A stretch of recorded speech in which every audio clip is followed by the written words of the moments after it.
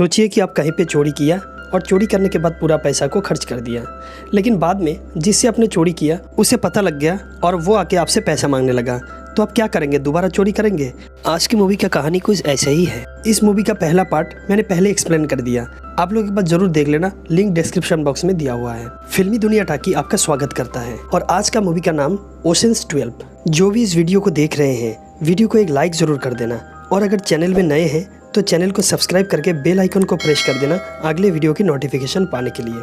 तो चलिए शुरू करते हैं। मूवी के शुरू में 11 आदमी को एक जगह में बैठे देखते हैं। यही 11 आदमी मिलकर लास वेगास में सबसे बड़ा कैसीनो में चोरी किया था। उस कैसीनो से ये लोग लगभग 800 करोड़ रुपया चुराए थे, जिस पैसे से ये लोग लगभग 3 साल बहुत मौज मस्ती किए।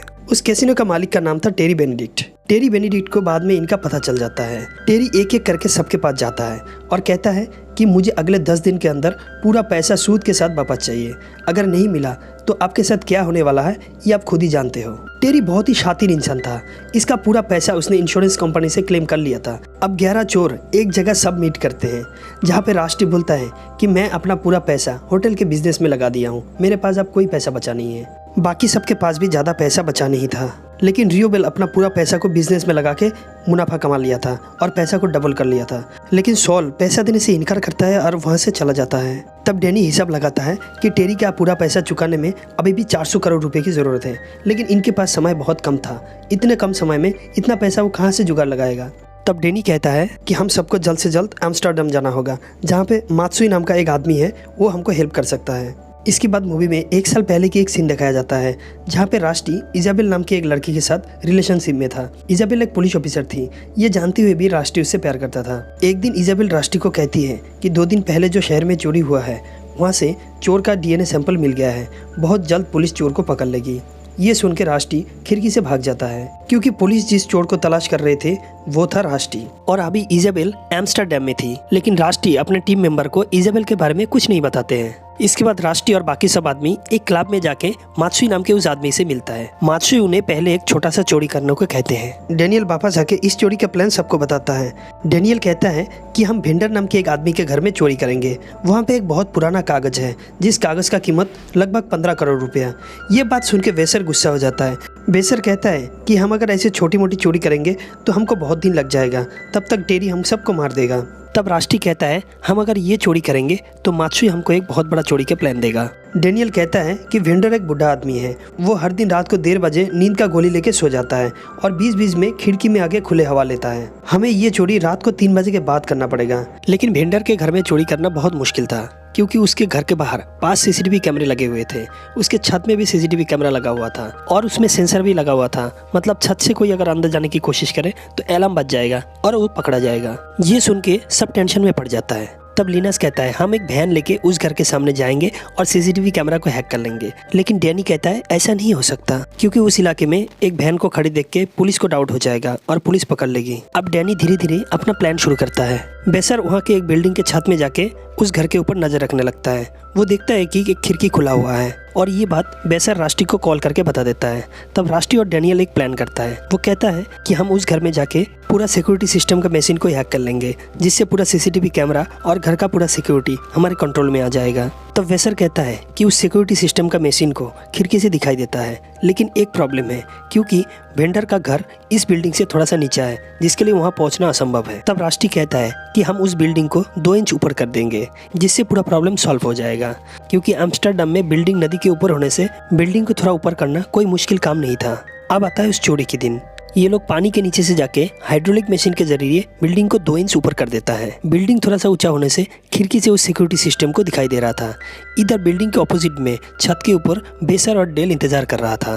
अब बेसर तीर में एक वायर बांध के उस सिक्योरिटी सिस्टम के ऊपर मारता है। उसके बाद एक हैकिंग डिवाइस को उस वायर के जरिए छोड़ देता है, जो जाके उस सिक्योरिटी सिस्टम के ऊपर लग जाता है। अब डेल उस घर का पूरा सिक्योरिटी सिस्टम को हैक कर लेता है। अब डैनी और बाकी सब लॉक खोल के उस घर में घुस जाता है।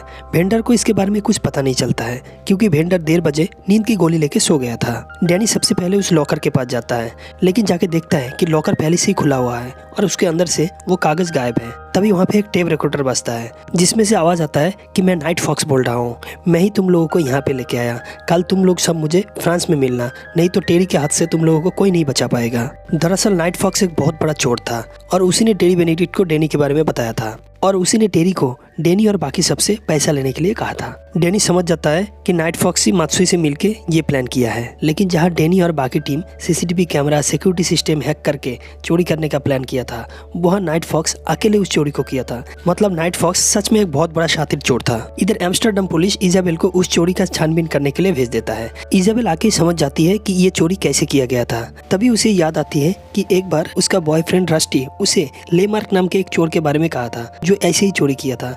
इजाबेल की डाउट सीधा रस्टी पे जाता है। इजाबेल मात्सुई को पकड़ लेती है और वहां से पता चलता है कि ये चोरी का मास्टरमाइंड था नाइट फॉक्स।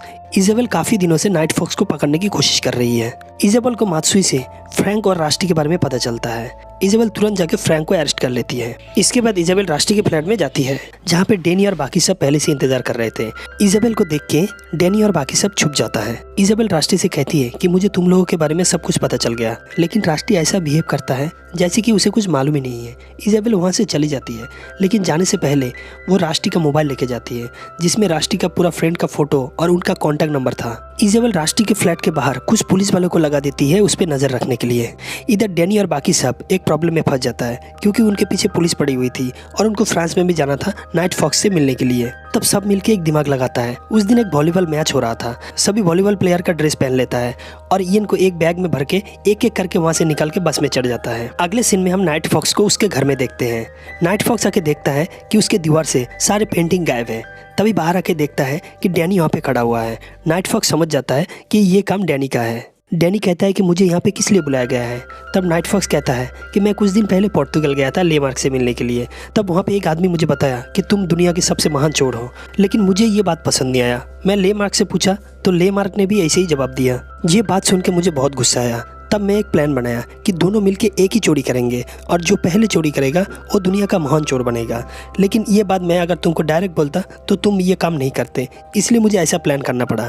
तब डैनी कहता है कि कहो हमें क्या चोरी करना पड़ेगा। तब नाइट फॉक्स कहता है कि पेरिस के राज खजाने में एक सोने का अंडा है जो अभी रोम में है। जब उस अंडा को म्यूजियम से लेके जाता है तब उसका रूट किसी को पता नहीं चलता है और बीच-बीच में ये लोग एक नकली अंडा को भी लेके जाता है और कभी कभार म्यूजियम में भी नकली अंडा रख दिया जाता है ताकि चोर अगर चोरी भी कर लिया तो उसे धोखा हो जाए। जब उस अंडा को लेके जाया जाता है तब उसके पीछे बहुत टाइट सिक्योरिटी रहता है। मंडे को उसे रोम के म्यूजियम से पेरिस के म्यूजियम में लाया जाएगा। तब हम दोनों मिलकर उसे चुराने की कोशिश करेंगे और जो पहले चुराएगा वो दुनिया का महान चोर बनेगा। डैनी समझ जाता है कि इसके अंदर बहुत ईगो भरा हुआ है। डैनी वहाँ से चले जाने लगता है। तब नाइट फॉक्स पीछे से कहता है कि तुमने अगर मेरे से पहले वो चोरी किया तो टेरी का पूरा पैसा मैं वापस करूंगा। अब डैनी इसके प्लान में राजी हो जाता है क्योंकि उनके पास टेरी को देने के लिए पैसा नहीं था और पैसा जुगाड़ करने के लिए उनके पास समय भी नहीं था। अब डैनी और बाकी सब चोरी का प्लान करने लगता है। वो लोग पहले एक एक करके उस म्यूजियम में जाता है और सिक्योरिटी पे नजर रखता है। उस म्यूजियम में बहुत सारे सिक्योरिटी कैमरा लगे हुए थे और खास करके उस अंडे के ऊपर भी बहुत सारा कैमरा था जो अलग अलग एंगल से उसका फुटेज ले रहा था।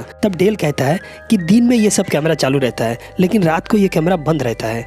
तब डैनी कहता है कि हम रात को चोरी करेंगे। तब रियोबेल कहता है कि रात को वहाँ पे चोरी करना असंभव है क्योंकि वहाँ पे रात को लेजर सिक्योरिटी रहता है और लेजर सिक्योरिटी इधर उधर बिखरा हुआ रहता है जो बंद करना नामुमकिन है। तब डैनी कहता है तो फिर हम दिन में ही चोरी करेंगे। इधर इजाबेल रास्टी का जो मोबाइल लेके गई थी उस मोबाइल में एक कॉल आता है। रास्टी पहले से एक आदमी को एक नकली अंडा बनाने के लिए बोला था। वो आदमी इजाबेल को रास्टी का गर्लफ्रेंड समझ के उस नकली अंडे के बारे में उसको बता देता है। इजाबेल समझ जाती है कि रास्टी और बाकी सब पेरिस के म्यूजियम में चोरी करने की कोशिश कर रहा है। इजाबेल साथ साथ उसके बॉस के पास जाती है और रास्टी और उसके बाकी टीम मेंबर को अरेस्ट करने के लिए परमिशन मांगती है, लेकिन उसके बॉस कहता है कि ऐसा मैं नहीं कर सकता क्योंकि वे लोग सिर्फ चोरी करने के लिए सोचा है, चोरी नहीं किया है। जब तक चोरी नहीं करेगा तब तक हम उसको अरेस्ट नहीं कर सकते हैं। तब इजाबेल परमिशन लेटर में उसका बॉस का साइन नकल कर लेती है और म्यूजियम में कुछ पुलिस वालों को तैनात कर देती है। इधर डैनी और बाकी सब उस म्यूजियम का एक नकली डेमो बना लेता है और चोरी के दिन कौन कहाँ रहेगा इसका प्लानिंग करने लगता है। इधर रास्टी जिस आदमी को कॉल किया था वो एक होलोग्राफिक मशीन लेके आता है। होलोग्राफिक मशीन चालू करते ही एक नकली अंडा का इमेज बन जाता है। प्लान बिल्कुल परफेक्ट था। डैनी और उसके आदमी होलोग्राफिक मशीन लेके अंदर जाएंगे। डेल कुछ देर के लिए सीसीटीवी कैमरे में नो सिग्नल कर देगा। तभी ये लोग असली अंडा वहाँ से लेके होलोग्राफिक मशीन का अंडा वाला इमेज वहाँ पे लगा देगा। तभी बातों बातों में वो आदमी बोल देता है कि मैं उस दिन रास्टी के गर्लफ्रेंड को इसके बारे में बताया था और मैंने ये भी कहा था कि मुझे इस काम के लिए डबल पैसा चाहिए। ये सुन के बाकी सबका होश उड़ जाता है क्योंकि इजाबेल इस चोरी के बारे में जान गई थी और इसमें रिस्क बहुत ज़्यादा हो गया था। लेकिन इनके पास कोई चारा नहीं था, क्योंकि इनके पास सिर्फ 2 दिन बचा था पैसा वापस करने के लिए। इसीलिए सभी पहले के प्लान में काम चालू रखता है। उस दिन राष्ट्री चुपके से इजाबेल के घर में जाती है फ़ोन वापस लेने के लिए, लेकिन इजाबेल एक पुलिस वाली थी। इजाबेल राष्ट्री को फ़ोन वापस नहीं करती है। तब राष्ट्री उसे आखिरी बार बाय बोल के वहाँ से चला आता है। अब आता है चोरी का दिन। डैनी और बाकी सभी म्यूजियम में पहुँच जाता है, लेकिन वहाँ पुलिस भी आ जाती है और सबका फ़ोटो मिला के देखने लगता है। इसमें राष्ट्री और डैनी और बाकी सब पकड़ा जाता है और उनको जेल में डाल दिया जाता है। लेकिन बेसर, लिनस और मेलाब्रदर वहाँ से भाग जाता है, क्योंकि उनका कोई फोटो पुलिस के पास नहीं था। इधर उस अंडा को चुराने के लिए उनके पास और 1 दिन का समय था। इधर फॉक्स डैनियल के अड्डे पे सीसीटीवी लगा के उन पे नजर रख रहा था। डैनियल अरेस्ट हो जाने से फॉक्स बहुत खुश था, लेकिन उसे भी टैलेंट साबित करने के लिए उस अंडा को चुराना था, इसीलिए वो जिम्नास्टिक प्रैक्टिस कर रहा था। इधर लिनस एक बहुत बड़ा प्लान करता है। डैनियल की वाइफ टेस दिखने में एक सिंगर जैसी थी। लिनस टेस को फ्रांस बुला लेता है और उसे प्लान के बारे में बताता है। टेस लिनस का प्लान सुन के थोड़ा घबरा जाती है, लेकिन उनके पास कोई चारा नहीं था। टेस एक सिंगर का ड्रेस पहन के पेट में एक तकिया बांध के म्यूजियम में पहुंच जाती है, ताकि उसे देखने में एक प्रेग्नेंट औरत जैसा लगे। म्यूजियम में सॉल टेस का डॉक्टर बन के आता है। सॉल पहले टेरी का पैसा देने से इनकार किया था, लेकिन बाद में उसे गिल्टी फील होता है और वो वापस आ जाता है। फेमस सिंगर की बात सुन के म्यूजियम में थोड़ा भीड़ बढ़ जाता है। वहाँ पे इजाबेल भी थी। इजाबेल को टेस पे डाउट हो जाता है और वो टेस पे नजर रखने लगती है। वहाँ पे लिनस, मेलाब्रदर और बेसर टेस का बॉडीगार्ड बन के आया था। टेस उस अंडा के सामने जाके फोटो खींचने लगती है और चक्कर आने के बहाने में गिर जाती है। तभी लिनस वहाँ से असली अंडा उठा के होलोग्राफिक इमेज लगा देता है और ये सब इजाबेल अंदर सीसीटीवी कैमरे से देख रही थी। इजाबेल सबको अरेस्ट करके लेके जा रही थी। तभी वहाँ पे कुछ गाड़ी आके खड़ी होती है और उस गाड़ी से एक औरत निकल के आती है। वो औरत कहती है कि वो FBI से है और इन सारे कैदियों को फ्रांस से अमेरिका ले जाने के लिए आए हैं। इसके बाद वो डैनियल, लिनस और बाकी सबको लेके वहाँ से चली जाती है। जाते जाते वो औरत लिनस से कहती है कि डैनियल और राष्ट्री तुम्हारे इस काम से बहुत खुश होंगे। दरअसल ये लिनस की माँ है, जो FBI बन के इनको बचाने के लिए आए थे।